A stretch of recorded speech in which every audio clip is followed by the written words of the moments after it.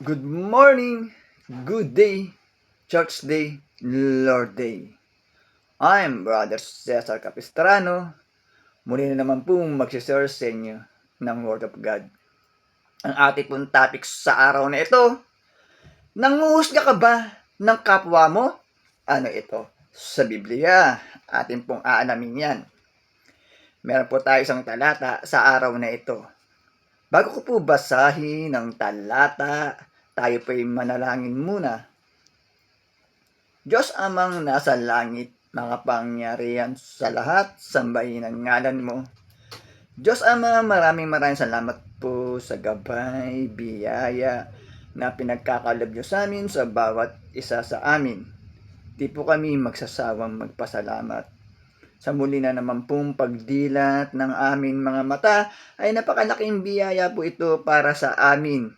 Muli na naman po namin magagampanan ang aming tungkulin para sa aming sarili, pamilya, trabaho, at kaawaan niyo po kami, Diyos Ama, kung kami po ay nagkukulang sa inyo.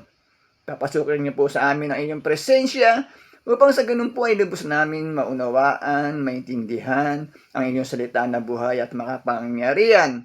Sa pangalan ng Panginoong Yesus, Amen. Brother and sister, magandang araw na naman po ng linggo. Ang ating topic, nanguhusga ka ba ng iyong kapwa? Ano ito? Sa Biblia. Akin na po babasahin ng talata ay nasa Mateo chapter 7 verse 1 to 5. May pagkatalinghaga po ang ating babasahin, kaya pakinggan po natin maigi. Verse 1.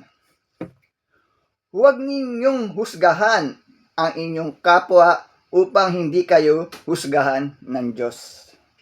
2. Sapagkat hahatulan kayo ng Diyos ayon sa hatol na hinahatol ninyo sa iba. Ang panukat ninyo sa iba ay siya ring ipanunukat sa inyo. 3. Bakit mo nakikita ang puwing sa mata ng iyong kapatid, ngunit hindi mo pinapansin ang puwing mong katahilan sa iyong mata? 4. Paano mong masasabi sa iyong kapatid, halika't aalasin ko ang puwing mo, gayong katahilan ang nasa mata mo? 5. Mapagpaimbabaw, alisin mo muna ang puwing na katahilan at sa iyo'y gayoy makakita kang mabuti at maalis mo ang puwing ng iyong kapatid. Amen. Brother and sister, napakaganda po ng nabasa natin mula sa Biblia. Sa nilalaman po ng talata, pinagtitibay, huwag po tayong manghusga ng kapwa. Nung sa ganun, ay hindi rin po tayong husgahan ng ating Diyos Amang nasa langit, brother and sister. Ayan po ang nabasa natin mula sa Biblia. Paano mo daw maalis ang puwing ng iyong kapatid, ang puwing sa kanyang mga mata, kung ikaw daw po ay merong katahilan? Ano ba itong katahilan?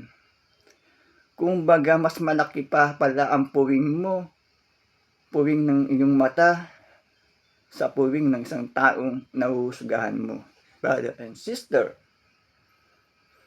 Kaya pinagtitibay po sa talata na wag muna daw tayong manghusga o hahatol sa ating kapwa. Tingnan muna daw natin ang ating sarili kung tayo po ay walang puwing sa mata, brother and sister. Ayan po ang ating nabasa mula sa Biblia. Ingatan po natin manghusga ng tao o ng kapwa.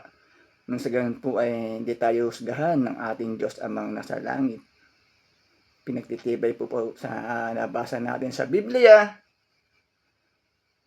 Huwag din tayong basta-basta manghusga, sapagkat hindi pala natin nalalaman na mas malaki ang puwing ng ating mata kaysa sa puwing ng ating hinuhusgahan. Brother and sister, tayo po'y umiwas sa mga ganong klaseng kaugalian, sapagkat ayaw na ayaw po ng ating Diyos amang nasa langit nang tayo po'y nanghusga ng kapwa, sapagkat pag tayo po'y nanghusga, ang Diyos Ama din daw po ang manghuhusga sa atin, brother and sister.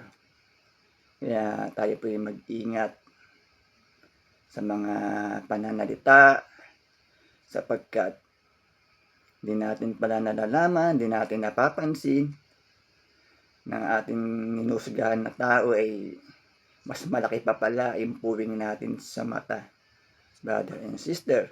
Kaya paano daw natin siya mapapaniwala kung ang puwing mo daw ay mas malaki pa kaysa sa puwing niya, brother and sister.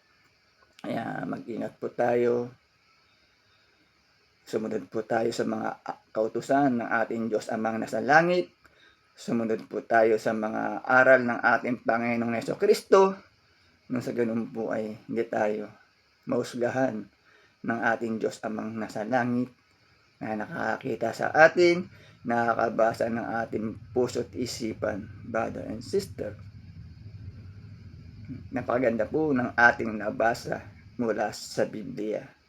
Kaya po sana ay huwag po tayong manawa makinig every Sunday, upang sa ganun po ay magkaroon po tayo ng kaalaman, gabay, at control dito sa sanlibutan. Magtatapos na po yung ating topic, tayo po manalangin muli. Diyos amang nasa langit, makapangyarihan sa lahat, sambahin ang ngalan mo. Diyos Ama, maraming salamat po. Nakapagpakinig na naman po kami ng iyong salita na buhay at makapangyarihan na nagbibigay lakas po sa aming katawan at spiritual. Maraming salamat po. Sa ngalan ng Panginoong Jesus, Amen. Brother and sister, lagi po tayong mag-iingat at magdadasal. God bless to all.